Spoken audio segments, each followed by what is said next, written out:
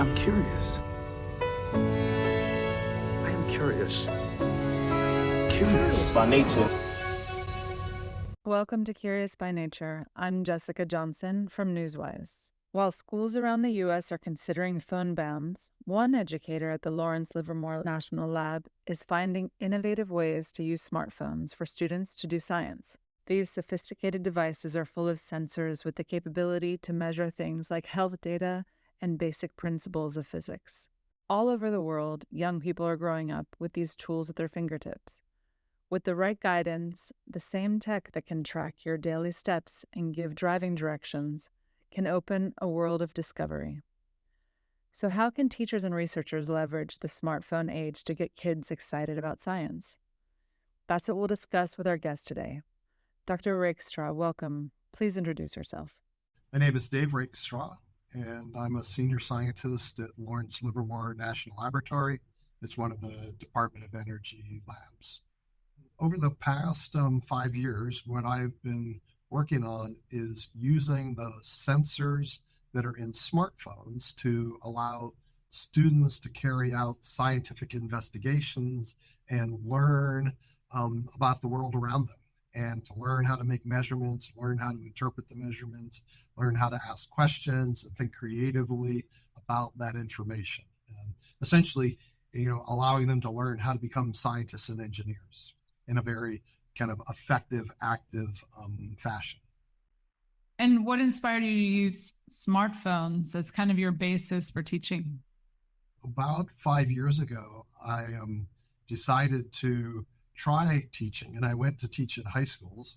And just like I had investigated scientific topics all my life, I knew nothing about really teaching. So I researched, what are the best ways to help students learn. And what decades of research had shown is that students learn by actively participating in investigations, not from being lectured to by somebody else. And so as I was trying to find out more and more better ways to do that, and as you may know, that's a much harder way to teach, right? Because it takes equipment and it's expensive. It takes, kind of smaller interactions. And so it's a more difficult approach, but clearly a better way to do it. And so as I was looking for different kinds of activities, I saw some papers where people had started to use sensors in smartphones in that application. And so I started to try some of those things in the class. Students really, were drawn to them. And as I started to work on it, I realized that it was a treasure trove of opportunity, and that people had barely understood what was actually possible. So 5 years later, I have 3,000 pages of experiments for students to use and access on the Livermore website. So anybody around the world can access those for free and use them to help teach their students science.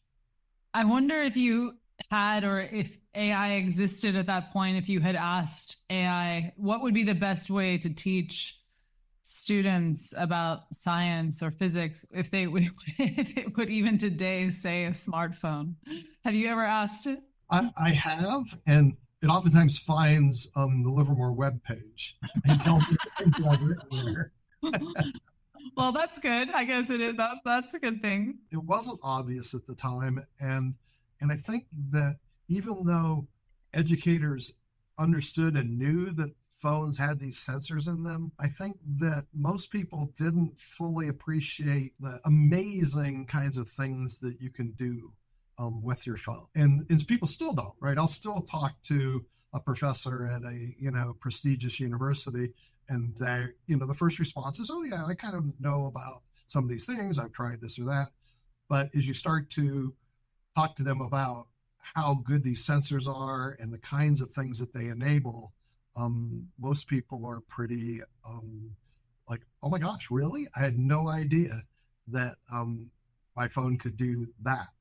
And once people see that, they immediately want to use it and implement it in their classrooms. But it still seems to be a fairly well kept secret amongst the majority of educators right now. So that's part of what we're trying to do now is, you know, not just continue to develop really cool, interesting, activities, but to find pathways and mechanisms to help more educators use the approaches in their classrooms. Because what I've seen over the past 5 years by interacting with thousands of students and probably 1,000 educators is that this is a substantially better way to help students learn the scientific method and to be able to connect to things that they're excited about and interested in. And so tell me maybe one of the things, or let's say a first project or a lesson that even someone listening today could do with their phone or could teach that is doable, accessible, and really interesting. So one of the things that I did early on was there's in the phone, there is an accelerometer. Okay, so the accelerometer, it measures the movement of the phone, how it goes up and down or back and forth, right? And the original reason it was put in there was because you wanted to be able to switch between landscape and portrait mode on your phone. So as you're tuning your phone, the accelerometer feels the force of gravity and it knows what the orientation of your phone is. But of course, then it also became critical for once it was there, and because it was actually such a good, powerful device, people started using it for, gaming, gaming, controlling. It's what measures how many steps you take when you're walking, and it measures your steps. And so there's all sorts of fundamental things we can do in physics to allow us to measure acceleration. And once we know acceleration, we can determine velocity. And once we know velocity, we can determine the position at every point in time. But so one of the things that you can do, which because it's so sensitive, is you can actually place it on your heart, okay, and collect data with the accelerometer, and you can measure all of the vibrations that are coming from the cardiac cycle. So you can see things like when your ventricles contract, when your aortic valve opens, when your mitral valve shut. You can see all of these mechanical functions taking place in your heart because they form little bumps and wiggles on these traces, and you can see very repeatable patterns associated with that. And so do I have to download something specific, or how would I do that now? Yeah, so there's a number of different apps. One that I use probably 80% of the time is called Fifox. It's free, it looks like, right? Yeah, it's a free app. So all of the experiments on my website use free apps, and they're designed to use very inexpensive additional supplies. So I teach this to teachers or for students for a year. I have these little kits that I put together that have about $15 worth of materials in them, and you can teach a year worth of physics that is, in my opinion, better than what is being taught at the best universities in the world in their introductory physics classes. Wow. Okay. This was exciting. With students who already have this device, which is what has all the power. Okay. I downloaded Fifox. There's 7 billion of these on the planet, right? And, yeah. So if you were to, so you'll look there and you'll see like this menu. Right. Yeah. Right? And if you hit the accelerometer, it will come up. And if you hit that play button, it'll actually start collecting data. I did a little trick on mine, which is basically set it up so it collected data for a short period of time and then stop, so that I could kind of set it there, get it started, be really still, and then it would shut off before I touched it again. Because anytime you touch or you move, you're going to see other things that will make those little beats look really small. But if you don't have anything else like picking the phone up or moving it, you'll see things like this. So I've done this with hundreds of kids in classrooms, and they all get to measure it. They go home and they measure their parents, and they get all excited about it because this is really at the cutting edge of research. So this is kind of, there's research going on in laboratories, because unlike EKGs, which measure changes in polarization, which are just kind of electrical signals, which are intended to drive these mechanical motions. Mhm. This actually measures the thing that you care about, which is the mechanical motions of your heart. And Huh. so the electrical signals could still be taking place, but if you had a bad valve or it wasn't responding, you may not see the actual mechanical movement of the heart that you are hoping for. So eventually, these will be around there. I always tell students, I said, these sensors, they're like a buck. I said, so which one of you is going to develop a shirt that has these positioned at various different locations? And you're going to take an image of the vibrations of the person's heart and basically produce a continuous monitor of that person's cardiovascular health. Has anyone come up with it yet? Students get really excited and they start to look at it and collect data from different things. But this is but it gives them a sense that they're doing things that are kind of new, cutting edge, that haven't been done before, and they can do it with their phones, right? Yes. It didn't take anything other than your phone to actually be able to conduct that investigation. There are so many measurements and so many other things on this app as well. So it's remarkable, the kind of change that you can measure. So students can measure that. If they measure their distances and such, they can get a very precise measurement of the change in pressure as a function of altitude. And now they have a device that essentially acts like a ruler, that is based on pressure changes as you move up and down. Right. Yes. And what have you found in terms of students and maybe younger people or high school students, helping this to get them also interested in physics? It works really, really well in that regard. Certainly when students are able to kind of get a taste that, oh, I can actually do this, right? Because they're comfortable with their phones, right? A lot of times the measurement devices, the equipment is, seems complicated, difficult, but every student, goes and plays very sophisticated video games on this without a manual. They just kind of charge in and they do it, right?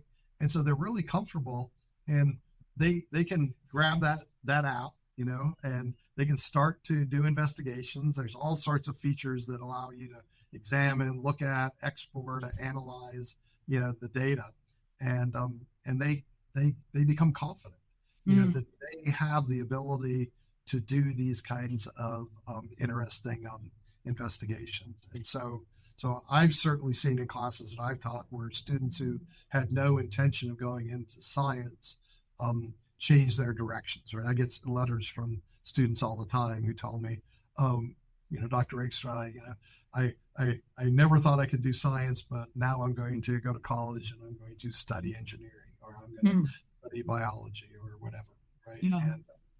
And it's it can really make a huge difference, for those students, because they can do things that are they can connect to their lives, right? So they're not doing some sliding a block down an incline plane, right? Or doing something that seems so uninteresting, right? They can measure things that are truly interesting, right?